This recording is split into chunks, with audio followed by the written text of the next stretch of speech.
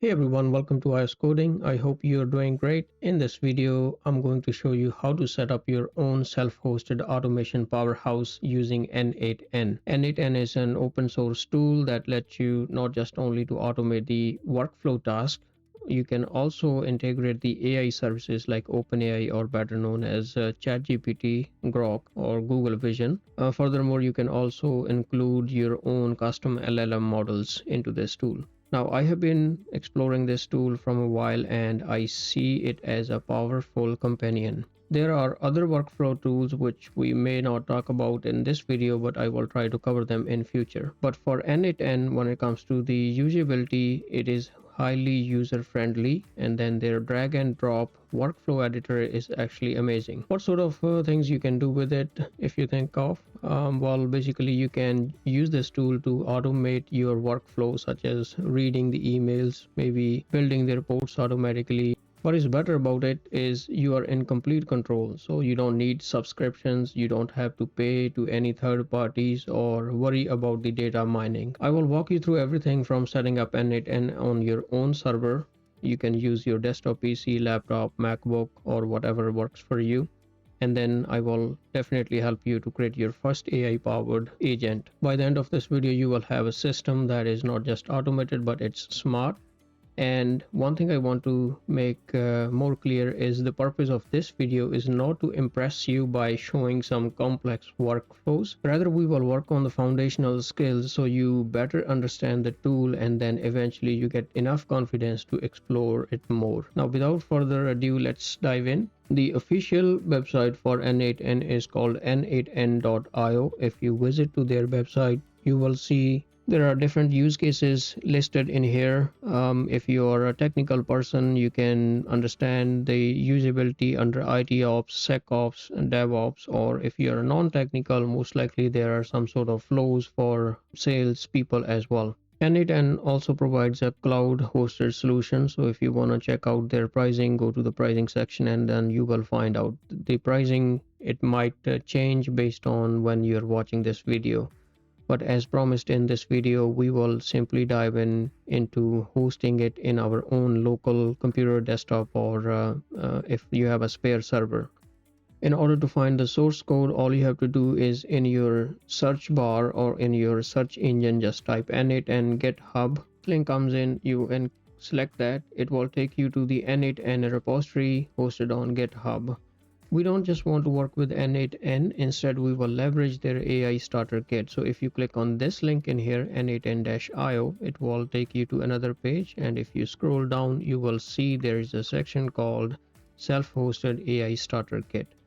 This is the starter kit which we are interested in. If you click on it, it will take you to another GitHub repository. Here you can see the nice animation which will show you what sort of things it can do for you.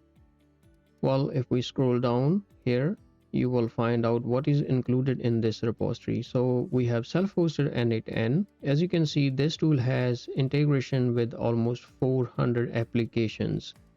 That is a massive number, and 400 applications have different way to do things, so you can see the number of use cases or number of items you can use in your workflow. We will not talk about Olama Quadrant PostgreSQL in this tutorial, but the purpose of using the AI starter kit is we will leverage them later on for other things. In this video, we will just stick to the n8n workflow editor from basics to little bit configuring our first AI agent. Furthermore, if you scroll down, you can see there are some installation instructions. You can clone the repository by using git. If you do not have git installed in your laptop or desktop, you can go to git-scm.com/downloads website. Choose your operating system. Based on your operating system, just download the set of files. I'm using Windows and I will click on Windows. So 64-bit architecture, and then simply open it up. One more thing, the git is actually just optional. What we could have done is, if we go back to our repository page and go up in here, if you click on this code button, instead of downloading it using the GitHub, we can actually download a zip file, which is another easier way. So both options work the same way, it's just your preference. If you really want to install the Git, I can quickly walk you through how to do it. So let's say we have downloaded our GitHub program. All you have to do is run it and then click on next. Here you can choose if you want to put it on the desktop or the shortcuts thing, but the default options work well. So just click on next, next, next, and pretty much all you do is just follow the next prompts. If you have to make any changes, you can, but the default options, they work really well. So I'll just simply click on next and install. On the other hand, if you downloaded the code using the zip file, so let's say if I click on download zip, and it's gonna actually download it, I will open it up. What you have to do is select this tool, or let's say we go back to downloads, and then we have to right click on it and then extract it. Click on extract all. It's optional if you want to see the extracted files, and just simply run the extraction. Okay, you can see here we have a new folder extracted named as self-hosted AI starter kit. So we can get into it. There's another folder, we can actually get into that, and there are some files to work with. Before we start the installation, as I said, there are some prerequisites. Apart from Git, which was optional, we need something to run the downloaded image in containers. Don't worry if you don't know about Docker containers. All you have to understand is we need some sort of program which will download the required image files, for example, for Llama, Quadrant, Postgres, or n8n, and then it will run in isolated environment. For that, in order to download the Docker, you have to go to docker.com, and on the home page you will see download Docker desktop. So what we will do is we will choose the operating system style and architecture, and then simply download this program as well. Now, as the Git was an optional prerequisite, this is not optional, so you have to have Docker desktop or Docker installed in your computer if you're using Linux. But the Docker desktop tool, it actually makes it very easy to manage the volumes, images, and containers. Now I see the Docker is downloaded, so simply open it up. You will see the installation window popped up. All we have to do is, I think it's running twice, so let me cancel this one.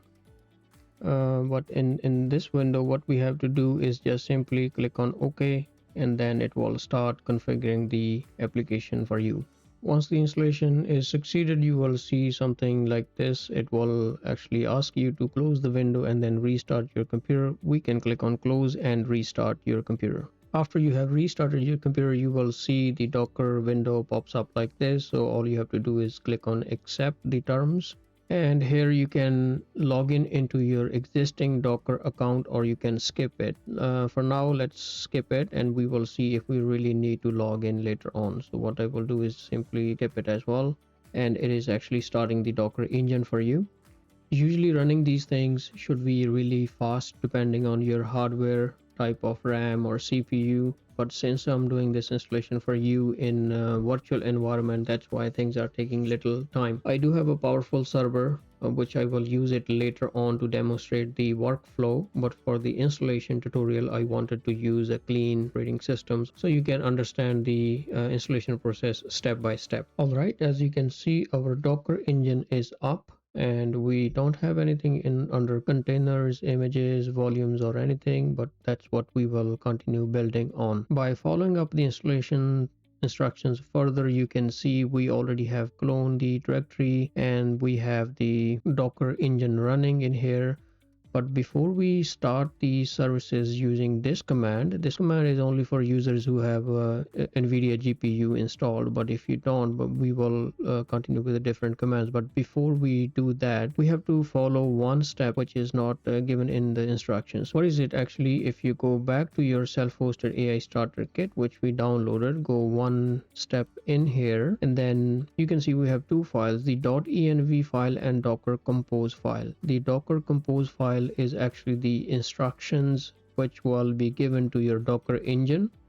So based on the instructions, your Docker engine will act upon it, and then eventually you will see containers running. If you want to open and see this file, you can simply right click on it and click on edit in notepad. Now you don't have to understand the structure of this file if you're not technical. Just remember that what it will do is basically it will create all these 4 volumes which is for each service. Then it will create one network called demo network. Telling you when I say is it will create something, thing, it will create actually under in Docker engine, so you don't have to worry about harming your own network or own PC. Here we are defining the service, what type of service it will be, and what type of database it will use, for example the credentials, etc. Don't worry about Olama. We will install it, but we will not use it for now. Similarly for PostgreSQL, and things go on and on in here. We can close this file, and the important file in here is also the .env file. So if I right click on it and edit in Notepad, you can see we have few variables defined in here. These variable references were given in the Docker Compose file. So if in case you're not happy with the default settings, you will have to change them in here. Since we are deploying our software locally in the system, we don't really worry about the security of it. But if in case this was in a production environment, you will definitely have to choose something more secure. For example, for this password, it could be more 15 or 20 character long password. Similarly for the encryption keys, the same way it works. For us, for now, we will just leave the things to default to keep the things simple, and we will just simply close it. What we will do is here is you can simply delete everything from the address bar and then type cmd at the enter key. It will open a command prompt in the same window. You can see, otherwise you would have to navigate into this directory manually, but if you simply type the cmd, it will actually open the directory from that location. Since we already have the env file or compose file, now we can continue to start running these containers. Again,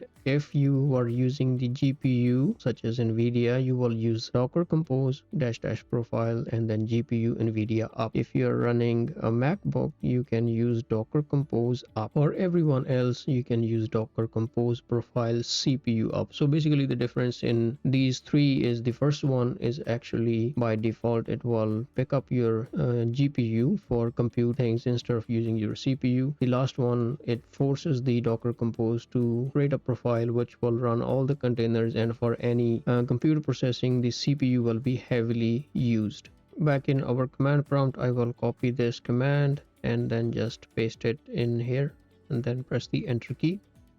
Now you can see, based on the instructions given in the Docker Compose file, it's actually going to the Docker cloud. It will download the image files eventually, and then it will start the containers based on those image files. The downloading and installation of this can take some time depending on the internet provider you have. So what I will do is, instead of waiting for it, I will simply fast forward the video and then come back to it.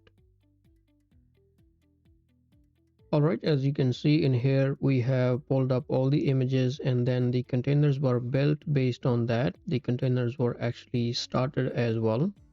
So if we continue scrolling down, this was the quadrant container which got started. Similarly for PostgreSQL, Olama, and n8n. If you bring up your Docker desktop application, you can see now you have self-hosted AI starter kit main container showing up in here. This is just a wrapper, but if you expand this, you will see the different containers are running in here.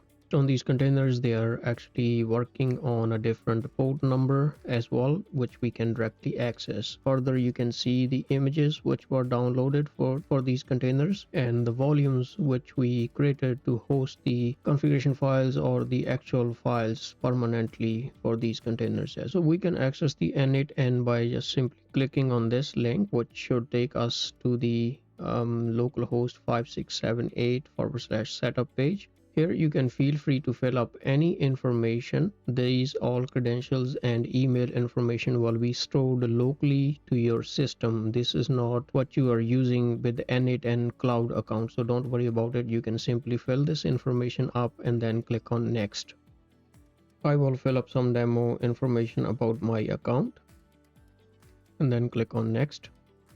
And by default, once you log in, there is one demo workflow for you to get started. What we will do next is we will explore how you can leverage this tool. Just to recap, what we have done so far is we went to the GitHub repository for n8n. We grabbed the self-starter hosted kit, the AI starter kit from n8n repo. Then we downloaded Git in our system, and then after that we had to install Docker desktop to run these containers. And finally, we just updated our environment variables before running up the containers by using docker compose profile cpu up. At this point until now, if you have any issue, you can probably re-follow the video to redo the steps. If you had missed anything, most likely there shouldn't be any problem to get started. We are actually ready to create our workflows. On the home page, if you click on add workflow, you will be taken to another workspace. This is where you will start having the fun. But let me stop you there. Before we actually start having the fun, let me explain you something which will work as a solid foundational skill to understand how workflows work and what exactly the purpose behind it. So what I'm going to do is I will bring this diagram which I created for you to just make a simple demonstration. I know there could be more complex things, but this demonstration will tell you how does a typical workflow look like. So in general, somebody as a user, you are doing some sort of activities every day which involve few steps and decision making. I will take an example. Let's say you are an HR in a company whose job is to hire people, interact with them, or maybe do different activities every day. But all these activities, they involve some sort of startup step and then some sort of the end result you're expecting. So usually, let's say if you hired someone, what would you do is you will get into the office, log into your Gmail account or whatever the office email systems are, and then eventually check the emails. If you think the email is important, you will acknowledge that and then work on it. In this case, let's say you want to acknowledge the new hire, you want to send them a welcome message, and if in case something is not important, we can discard it, right? This cycle actually never breaks. So every day you repeat the same steps over and over again. And this workflow is okay in cases where you don't have much of the workload. So for example, in this case, your company just hired one or two people occasionally, and you had to just send them emails occasionally as well, which is fine.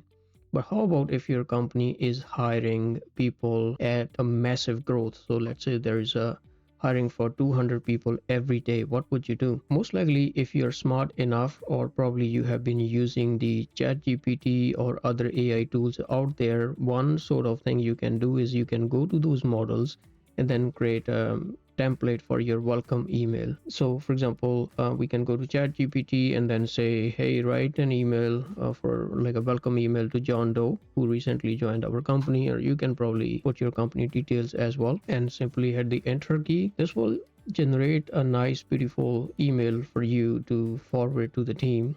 Let's not focus on the content of the email for now, but we will focus on the process instead. So you have your email, you have a subject, and then you will fill this information based on your company's branding, copy it, and then go back to your client and then send it to John Doe, right? So John Doe is happy because he got acknowledgement, and then you're happy because you took off one thing off your list. This works fine, but what if you can instruct your ChatGPT to send this email directly to John Doe? So if I say, can you send this email to John Doe, and hit the enter key, you will see these smart LLM models, they have limitation. We call them limitation, but they are okay from a security perspective as well, because by default, if they had the access to your local resources, your all accounts and everywhere, it would be little uncomfortable. But as you can see in here, ChatGPT model said, I can't send email directly, but I do have a solution for you. You can follow these instructions and then send it to John Doe. This is exactly where the workflow editors, they come in. What they can do is you can define some steps in the flow, and then based on the information or output obtained from these steps, they can actually act upon it. In this case, let's say if you were hiring 300 people every day, probably you will be spending 5 to 10 minutes by going to ChatGPT, or just replacing the name of the person you hired, and because everything else pretty much remains the same, but replacing a name and then sending that email manually will about take 5 minutes. So based on the 300 people, you can already calculate how much time it will take for you to finish up with sending those emails and everything. Let me show you what will happen if we introduce some sort of automation in the workflow. So what we can do in here is, for example, I will bring this AI smart guy, I will move it further in here. So instead of you making the decision, you will pass some sort of the instructions to this AI guy, which will eventually do the thinking for you. So it will do the thinking, it will actually try to bring out the end result. So what you will do is, in this case, you can give the data, which will be, let's say, the name of the new hires, and then once those names are populated, this guy will go through the list and then it will perform the exact steps. Now if the flow works for one user, for example, you were able to create this nice workflow and then you were able to send one email, the same flow will work for 10,000 100,000 people as well. That's the beauty of using workflow editors. Now the only power behind it is you have to define your workflow in such a manner that they are efficient enough, they reach to your end goal. You will be able to see all this going forward in workflow editor. We will explore the n8n in a moment, but I hope this makes sense to you. Like, why would you be using the n8n or any other workflow editor out there? So this will seamlessly help you to reduce the number of hours you will spend to do something which you have been constantly repeating every day, day-to-day activity. Another example we can take is a restaurant workflow. So you are the waitress or the manager in the restaurant in here. Usually the customers, they come in and then you greet them, you send them to tables, you answer their questions, and pretty much the flow goes on and on. So you take the orders, you send it to the back kitchen. The end goal is the customer, they get the food, right? So there's always some sort of end goal involved. You can also automate that process in a restaurant scenario as well, but for now let's stick to the HR scenario. I hope this makes sense to you now, and we will get back to the n8n editor and then we will start exploring the things. Now back in the n8n editor, this area you see is called the workspace area. This is where you will configure the flow of your work. On the left hand side you have homepage. Here the flow, you can rename it to anything. I would say test flow. You can add some tags, inactive, we will talk about it later, and then you can share or save this workflow. If you click on the add first step, the very first thing you will see is something known as triggers. Going back to our diagram in here, so this was the first point where you start composing the email or checking the email, but what was the need behind it, right? So the need behind it was because we got a new guy, we hired someone new. Similarly, in workflow scenario, you always need to have some sort of trigger point. That trigger point can be anything. You can manually trigger it, you can trigger it on schedule, for example every day or every hour, every minute, whatever. You can do something on form submission or a chat message. So what I will do for now is just to give you quickly an idea how things work. I will select this on chat message and this window popped up. Now I will just click away to cancel that window. You can always double click on it and to open it up. But now since you have a trigger point, what do we want to do? You see this plus button, it says click to add a node or drag to connect. So one thing we can do is simply we can click on this plus button and now see how it changed the title from trigger to what happens next. Now if you have a trigger point, if you have hired someone already, what do you want to do next? And when we talk about the n8n integration, you can see if you click on action in app, there is never ending list, and all of these applications, they have different sort of functionality as well. So we can actually hook these applications in our workflow based on our needs. For now, since we were talking about some AI agents and stuff, what we can do is under advanced AI section, I will bring the basic LLM chain. I'll just cancel it again. By default, the chain will be connected. If you had some sort of no connection in between, you can simply press your left mouse button on it and then drag this arrow directly into the next node, which will connect it back again. So now we have two items in workflow, basic LLM chain and then the chain. I don't know if you can see here this asterisk which looks for a model. So basic LLM chain, think about it as a body, and then body needs a brain to function, right? So that brain in this language is called model. So model, what exactly is, if you click on it, you will see the list of all available models which n8n can utilize, and your very familiar own OpenAI chat model is in here as well. So you can drag this node in here and simply leave it. Let me just cancel it. You can see there's a connection made between your LLM chain and then OpenAI chat model. If I double click on it, by default you will not have anything in the credentials section. I was testing my account, so I do have some information in here, but what you will do is this needs some sort of credentials to connect to your API calls. What you will do is click on this drop down in here and then click on create new credentials. You need API key to work with, and if in case you don't know what to do, you can always open up this open docs section in here, which will show you how you can create the API keys, or basically the instructions per node, right? So in this case we are using OpenAI node, and this form took us to the OpenAI setup configuration page. All it is saying is you have to create an account at OpenAI. So if I click on it, I already have an account, so I will just continuously log in with my Google account. I will skip that in the video. You will find the API keys section in here. Here you can create your own API keys. Click on create new secret key. You can give it a name, let's say demo, or more meaningful name, and then you can click on create secret. It will actually give you the API key. Don't use this API key. I will definitely delete this API key once I am done with the tutorial, but this is for the demo purposes only. So what we will do is we will go back to our workflow, and then we will paste that API key in here and then click on close the connection. Once you have the API key connected, you should be able to see your account listed in the drop down, and then you can simply click that. In here, this is actually looking for the models. Now if you have been using ChatGPT, you probably already know that ChatGPT has different sort of models which are good at doing stuff on different things. Like some of them are okay with critical thinking, generative AI, or analysis and all that. Usually the most common one, we always use GPT-4, right? This is the latest model.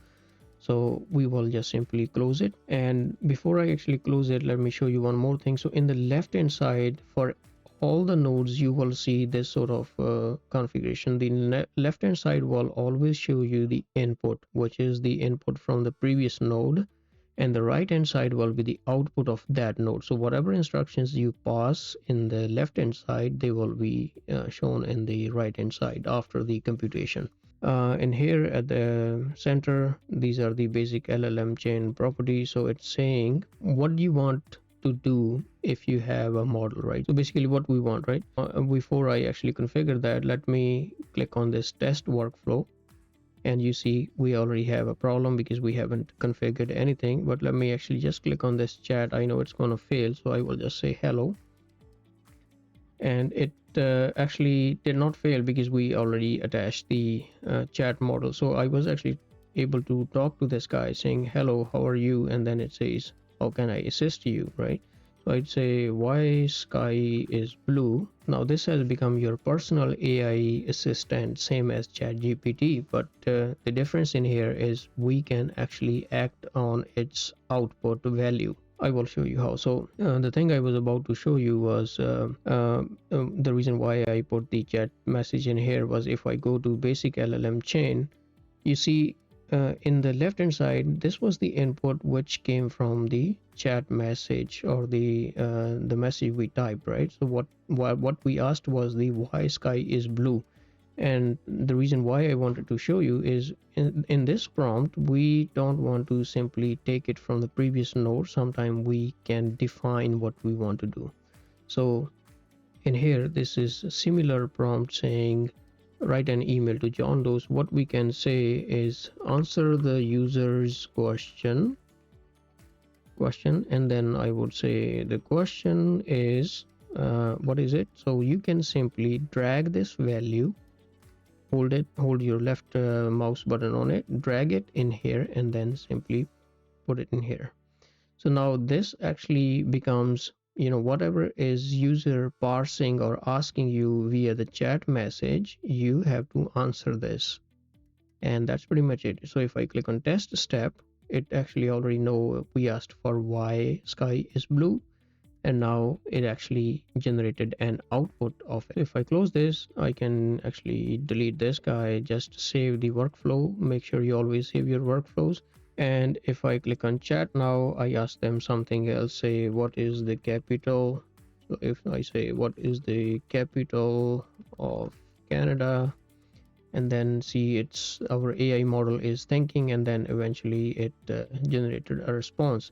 Now if I click on the chat, you can see what did we send and what did the LLM model received, right? So it received the chat input, and then eventually it actually gave us the output in here. This is some cool and basic stuff. Now if you remember, I was able to generate an email, but I could not send that email. What if we can do using our LLM workflow? Well, of course we can do that. So what you have to do is just attach the next node. Now, as soon as you attach another node to the workflow, you will be able to use the information from all previous nodes. So the output or input from previous nodes. I will show you how. So let's say I will say I want to send an email in this case. So I will just use Gmail, and then let's say create a draft maybe, right? So once, as soon as I drag this node, the properties of that node opens up. Now it says what is the subject you want to write. So email has a subject and a message, right? So what we can do is let's say for now we wanted to grab the message body as whatever was returned by LLM model. So in this case, the message will be whatever the user asked, and then the subject will be maybe, let's say, testing for now. But you can always have the dynamic subjects, which we will talk about later. Eventually, this is just to show you.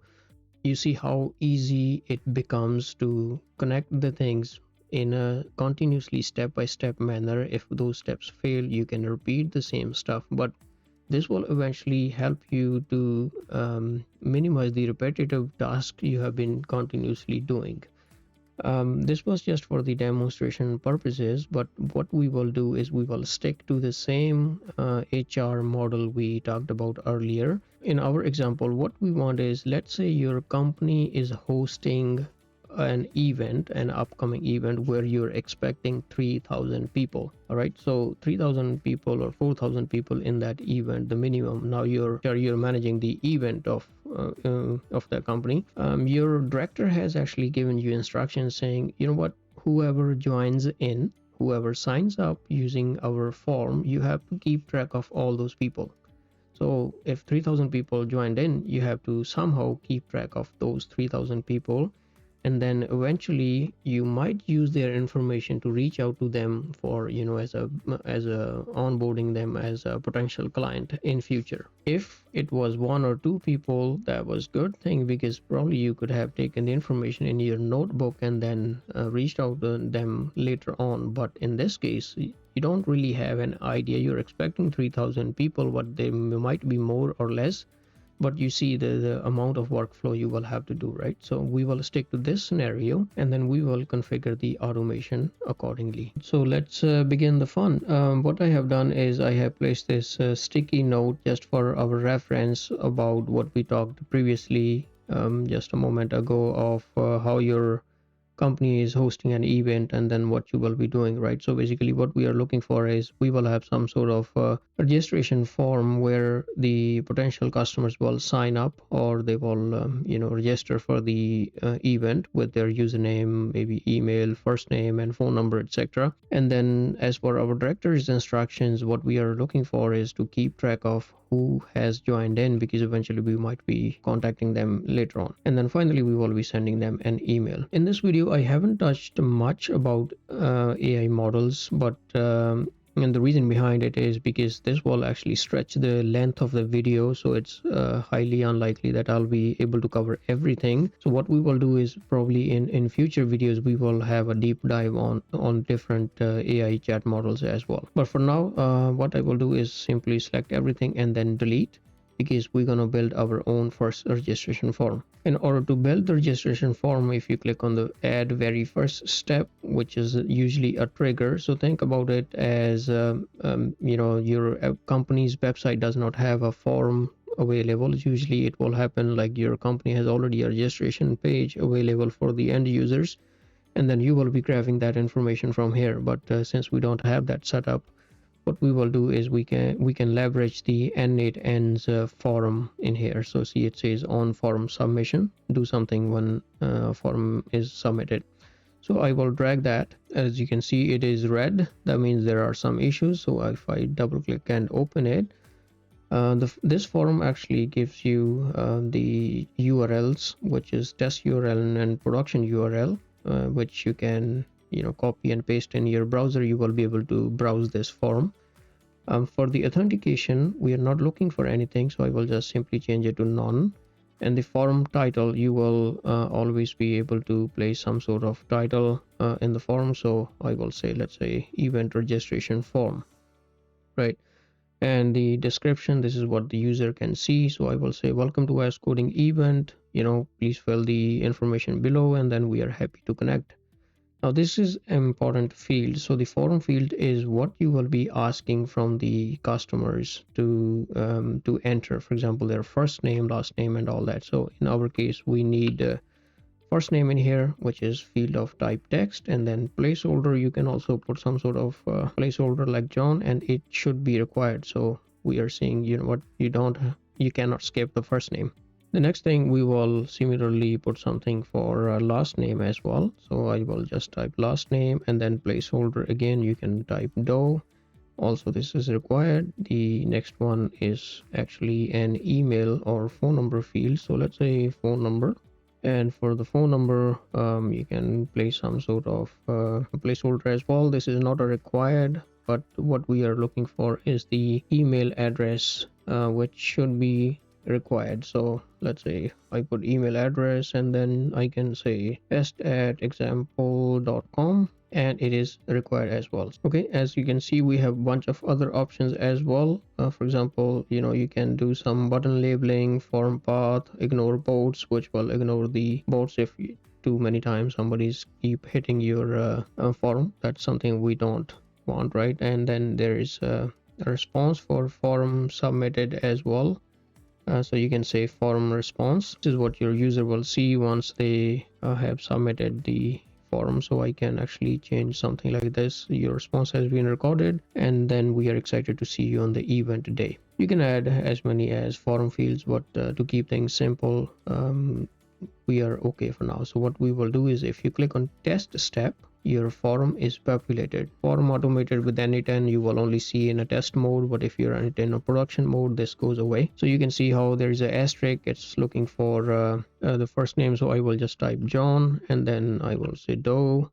Let me fix this. So John Doe, and then some sort of phone number, and then I will say john@example.com. So if I press submit, now you see the form is submitted.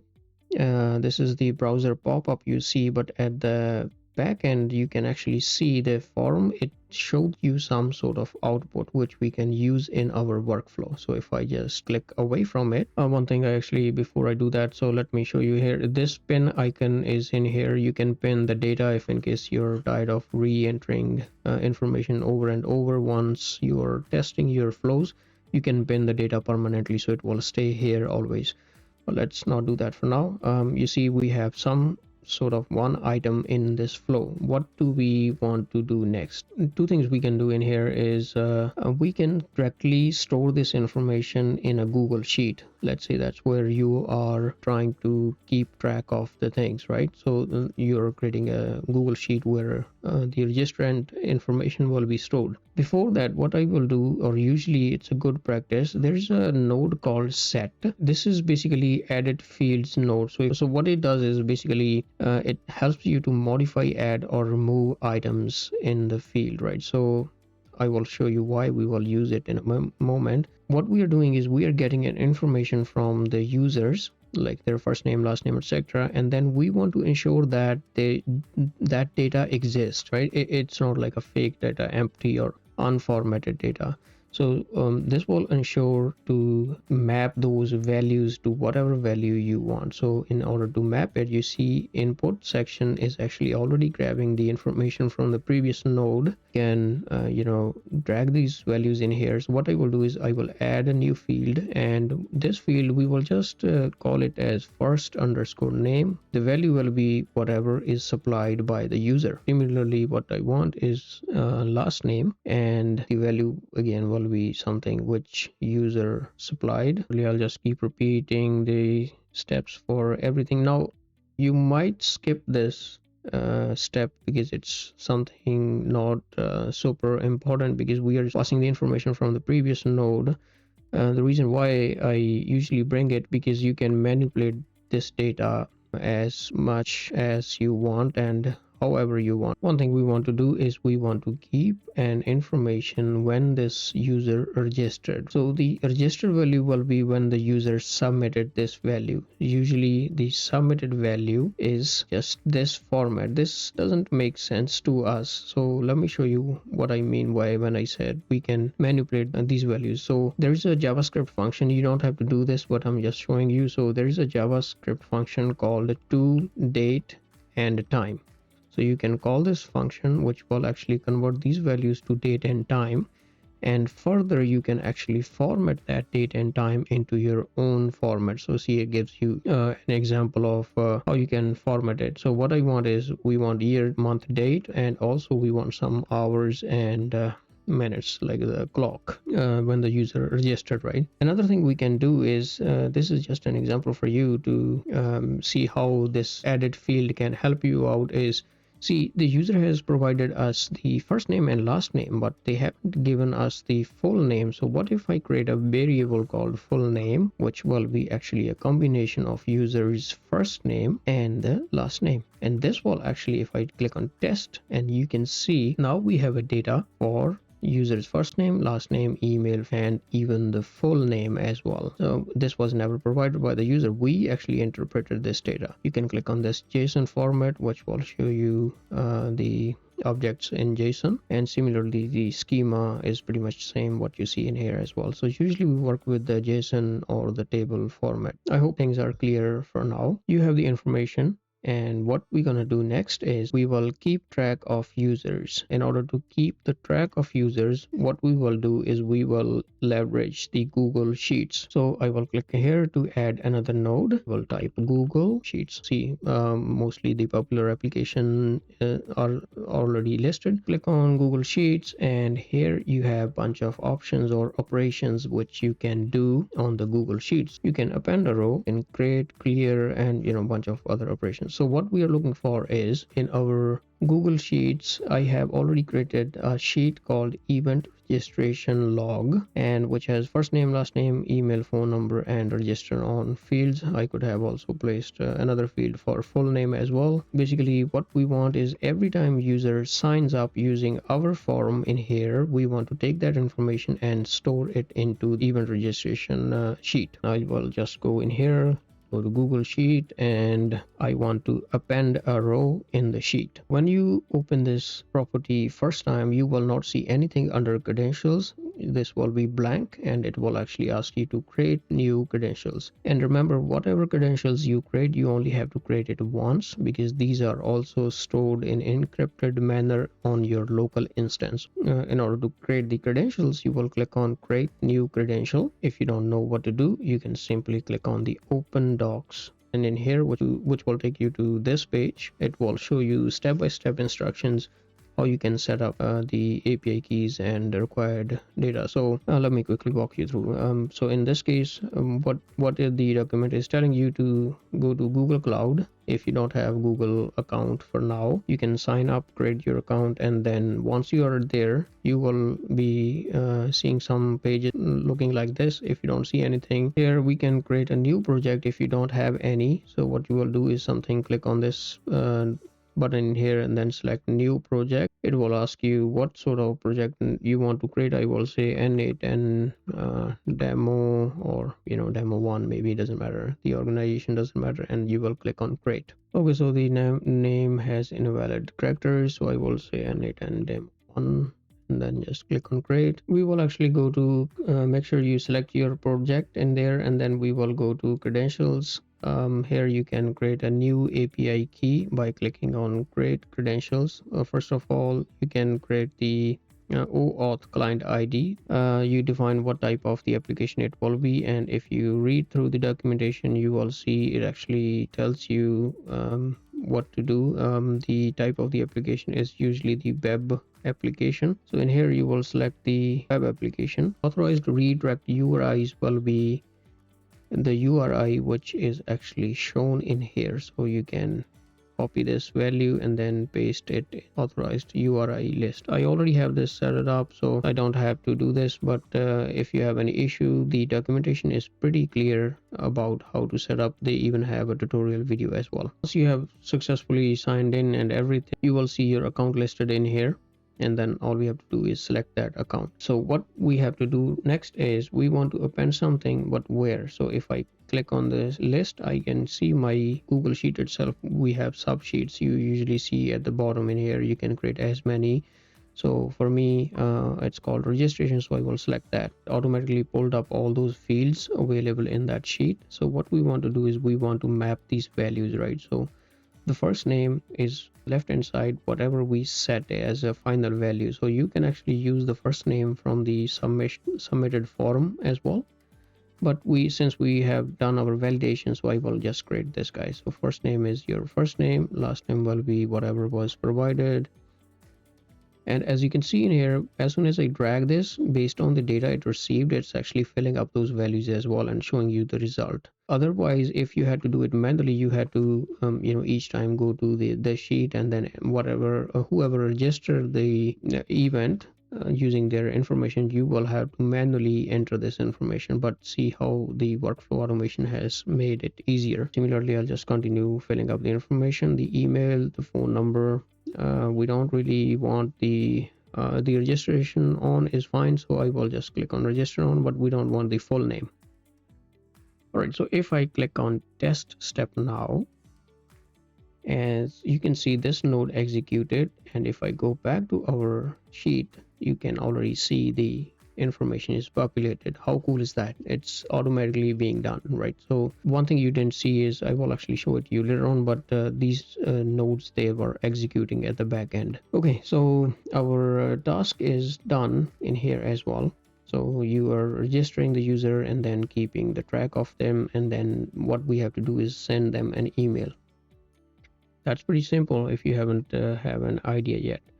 But what we want to do is, we do not want to send them a simple email. Instead, we want to leverage the AI agents in this workflow. So what we will do is, instead of just simply creating a draft or anything, we will bring up an AI agent. Now, I'm not going to use the basic LLM chain in this time as we did in the previous time. I will show you some differences in other video, but just for the simplicity's sake, and then keeping this video short, I will drag AI agent. Now AI agent, we can delete the chat, we don't need it.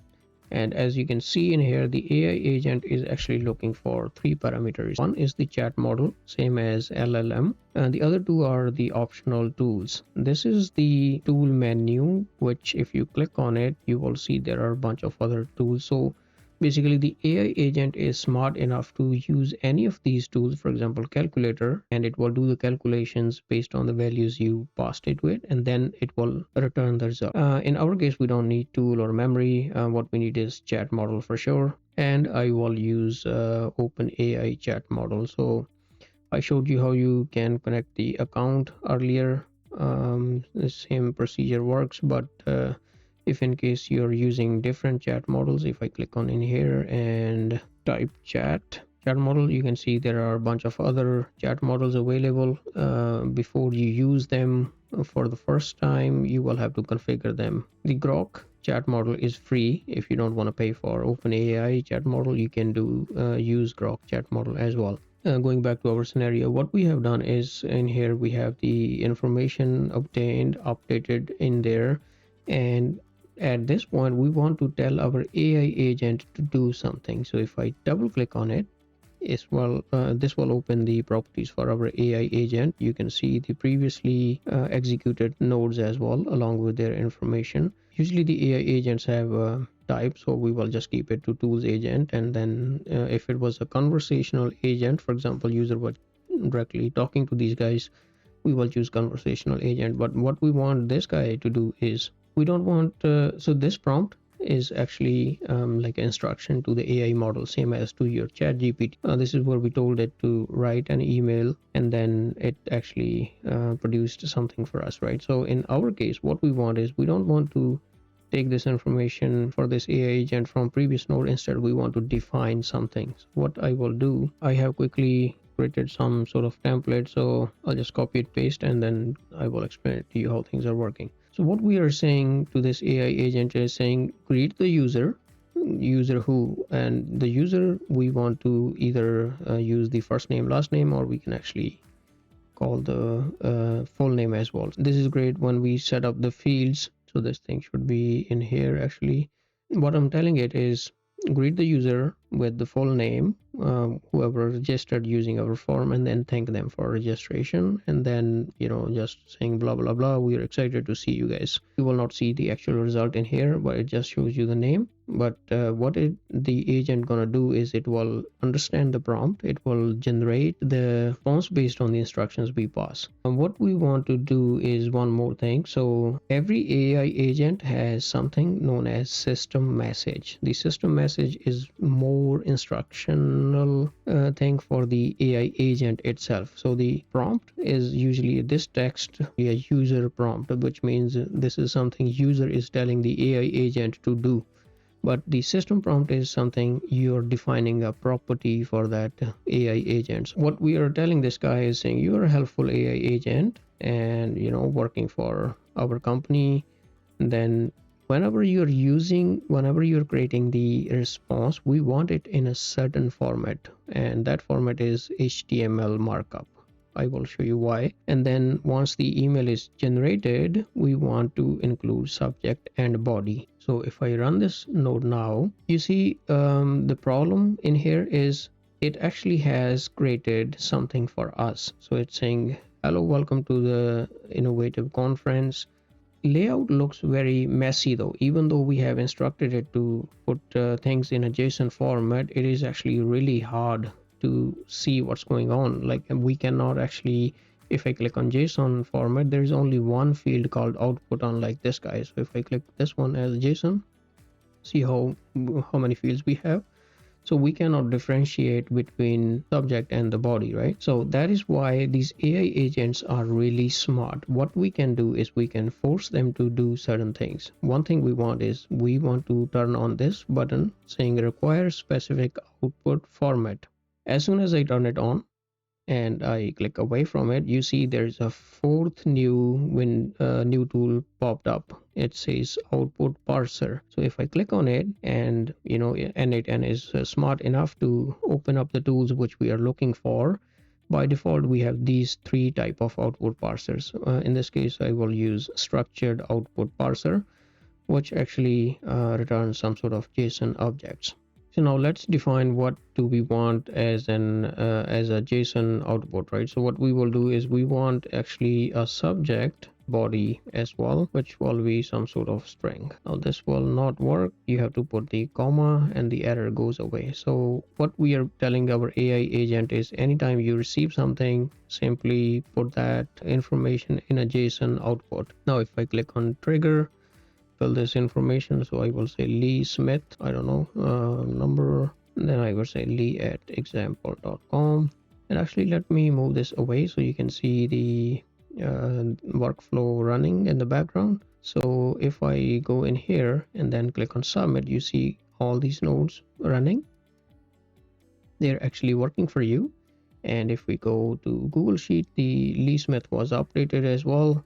And if I go back in here, open the AI agent, you now see we have clean output. We have subject, we have body. And if I go to schema, you see we have two different objects. The final step is just to send the email to those guys. Now basically what we are doing is I will use Gmail to create the draft, because we are just using some imaginary email addresses. We don't want to spam someone.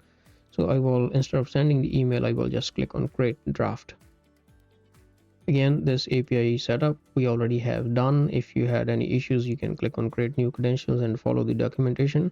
So the resource we want to create in the draft, and the subject, now instead of having a fixed subject, we can have a subject from previous node. And as you can see in here, we have all other nodes available to choose from. What we want is the subject will be always the subject which AI agent generated for us.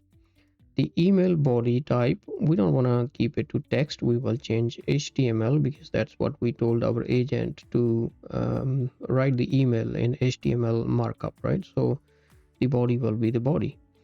Additionally, what you can do is you can do some attachments to this email. You could BCC into other departments, and then to email. The to email is who are we sending this email. In this case, we are sending it to the person who registered, and they registered using the submitted form. But if you remember, we clarified the data. We actually sterilized it with the edit field section. So if I click on edit field, and I will just simply select JSON. From here we want to drag the email. Now our AI agent will generate one email. It will actually create the draft for us, and then which is ready to send. I will not click on test step. Instead, I can actually show you the entire workflow. So let's do delete and save our workflow. I'm just gonna go back in here, delete the Lee Smith guy, and back in here I will click on test workflow. Here I will say Lee Smith and some sort of number, and then I will say lee@example.com, and then submit. You can see the nodes are working. AI agent is generating something, and then our Gmail node got triggered as well. So if I go back to the gmail.com, so under drafts, you can see we already have one draft saved with two, which is this guy, and the subject we defined, and then hello Lee Smith, thank you for registering, blah blah blah. And then also, if you remember, we instructed our AI agent to say, hey, if they need any help, they can always reach out to HR email under this address. And if you check it in our draft, you can already see the AI agent was smart enough to include that information as well. Well, I know this video has been already stretched too long, but this was like an in-depth tutorial, so I hope things make sense to you. You can still improve this workflow in very many steps. I hope at this point you have at least a starter point which give you an idea how you can define the workflow, right? One of the example to improve this is right now we don't have any mechanism to check if user has already registered in our event. That's something you can take that as a challenge and then implement it in the flow. I can give you some tips how you can do it. So basically, once the user has submitted and the information, we have sterilized the information. Instead of directly updating the sheet, we can add a new node in here from the Google Sheet to actually retrieve something in here. So if I say Google Sheets, and then instead of appending a row, we will say get a row, right? In this case, what we want to do is again, we want to search something from the same sheet. So event registration and then registration. But before we do that, we need to have something which row are we looking for. There is no value. If I click on add filter, we have to define some sort of filter in here, right? So what we can do is we can say email, and then email should be equal to whatever user has already given to us. If the same user tries to pick it up, it will come up in here and say, hey, I am already there. But now, even if it's there, we are still telling the workflow to actually create the record. That's not what we want. So just like a plain English, I'm saying if you're submitting something, I'm gonna check on it. So which means if you are submitting something. So we have something called if statement, and as you can see in here, if goes as true or false. What we want is, in case the email value is here equal to this. Now we are not seeing anything because we haven't executed the previous node, but let's execute it. So what I'm saying is, if your submitted value is equal to what I have in the sheets already, we don't want to continue. Instead, I will delete this. I will say no need to work, right? So no operation is needed and looks like this. And if your submitted email does not include the email in our record, we simply want to continue, and that's pretty much it.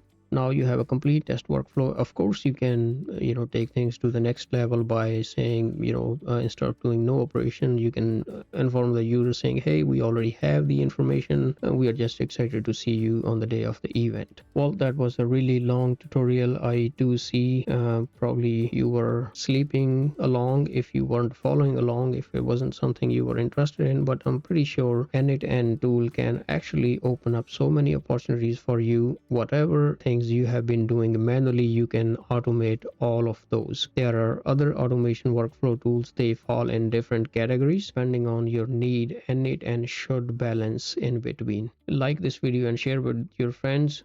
You can always leave the comments in the comment section if you have any questions or concerns. Build a community together for free, because I believe in free education. Whatever I have learned, I have been distributing through the videos, even though the rate of generating this content is slow for me, but I try to bring it to the public for free. I hope everything made sense to you. If you have again any question, feel free to get back to me via comments.